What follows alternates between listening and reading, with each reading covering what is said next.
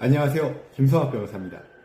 저는 대한변호사협회 공식인증 제주 형사전문변호사이자 제주지방법원 재판부별 국선변호사, 제주지방법원 논스톱 국선변호사를 역임하면서 수많은 형사사건의 변론을 성공적으로 수행해왔으며 현재 다수의 형사사건을 수임하여 변론하고 있습니다. 형사사건 스페셜리스트로서 오늘은 공무집행 방해 혐의에 대한 최선의 대응 방안에 대해서 설명드리겠습니다. 공무집행방해죄를 효과적으로 대응하기 위해서는 먼저 이 죄의 법적 구성 요건을 정확히 이해해야 합니다. 형법 제136조 제1항은 직무를 집행하는 공무원에 대해서 폭행 또는 협박한 자는 5년 이하의 징역 또는 1천만 원 이하의 벌금에 처한다고 규정하고 있습니다. 이 조항에서 핵심적인 구성 요건은 다음과 같습니다.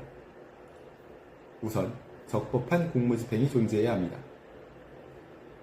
판례에 따르면 형법 제136조가 규정하는 공무집행방해죄는 공무원의 직무집행이 적법한 경우에 한하여 성립하는 것이고, 여기서 적법한 공무집행이라 함은 그 행위가 공무원의 추상적 권한에 속할 뿐만 아니라 구체적 직무집행에 관한 법률상 요건과 방식을 갖춘 경우를 가리키는 것이라고 판시하고 있습니다. 따라서 공무원의 직무집행이 위법하다면 공무집행방해죄는 성립하지 않습니다. 예를 들어 경찰관이 적법 절차를 준수하지 않은 채 실력으로 현행범인을 연행하려고 한 경우, 이에 대한 저항은 공무집행방해죄를 구성하지 않습니다. 다음으로 공무원에 대한 폭행 또는 협박이 있어야 합니다. 폭행이라 함은 사람의 신체에 대한 유형력의 행사를 의미하며, 협박은 해악의 고지를 의미합니다. 중요한 점은 폭행이나 협박의 대상이 반드시 직무를 집행하는 공무원이어야 한다는 것입니다. 공무원이 아닌 제3자에 대한 폭행이나 협박은 원칙적으로 공무집행방해죄를 구성하지 않습니다. 또한 고의가 존재해야 합니다. 공무집행방해죄는 고의범으로서 행위자가 상대방이 직무를 집행하는 공무원이라는 사실, 그리고 자신의 행위가 그 공무원에 대한 폭행 또는 협박에 해당한다는 사실을 인식하고 있어야 합니다.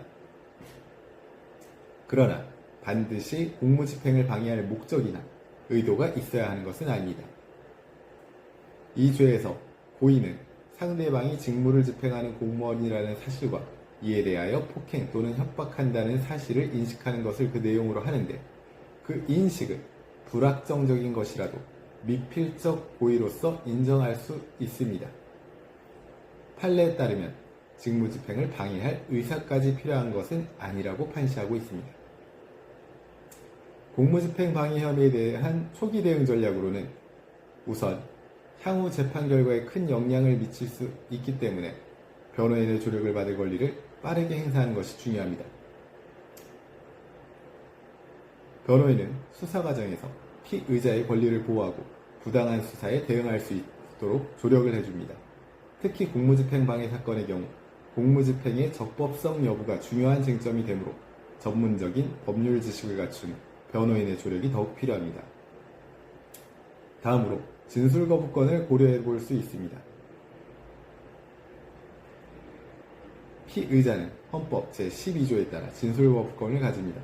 특히 초기 조사 단계에서는 사건의 전모를 파악하지 못한 상태에서 섣불리 진술하여 불리한 증거를 제공할 위험이 있으므로 변호인과 충분히 상담한 후 진술 여부를 결정하는 것이 좋습니다. 진술을 하기로 한 경우에도 사실관계만을 간결하게 진술하고 주관적인 의견이나 추측성 발언은 피하는 것이 좋습니다.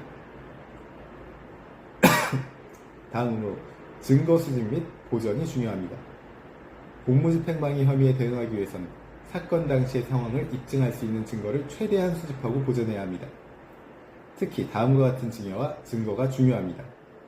CCTV 영상, 목격자의 휴대폰 촬영 영상 등 사건 현장을 기록한 영상 자료가 중요하고, 다음으로 목격자 진술 및 연락처, 그리고 경찰의 과도한 물리력 행사로 인한 부상이 있는 경우에는 의료 기록을 준비해둘 필요가 있습니다.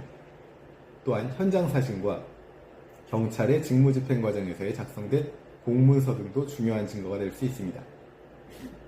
이러한 증거들은 공무원의 직무집행이 적법했는지, 피의자의 행위가 정당방위에 해당했는지 여부를 판단하는 데 중요한 자료가 됩니다. 조사가 끝난 경우에는 반드시 조서 내용을 꼼꼼히 확인하는 것도 중요한 내용입니다. 자신의 진술한 내용과 다르게 기재된 부분이 있는지, 중요한 내용이 누락되었는지 등을 확인하고 필요한 경우 수정을 요구해야 합니다.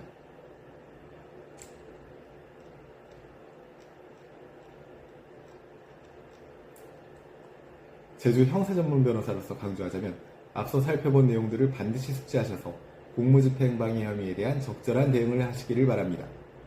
현재 공무집행방해 혐의로 수사와 재판을 앞두고 계시다면 언제든지 제주 형사전문 변호사 김성학 법률사무소를 찾아주시면 신속, 정확한 해법을 제시해드리겠습니다.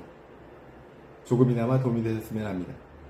감히 최고라고 자부할 수는 없지만 여러분의 권리를 지키고 항상 최선의 결과로 만족을 드리는 제주 형사전문 김성학 변호사입니다. 감사합니다.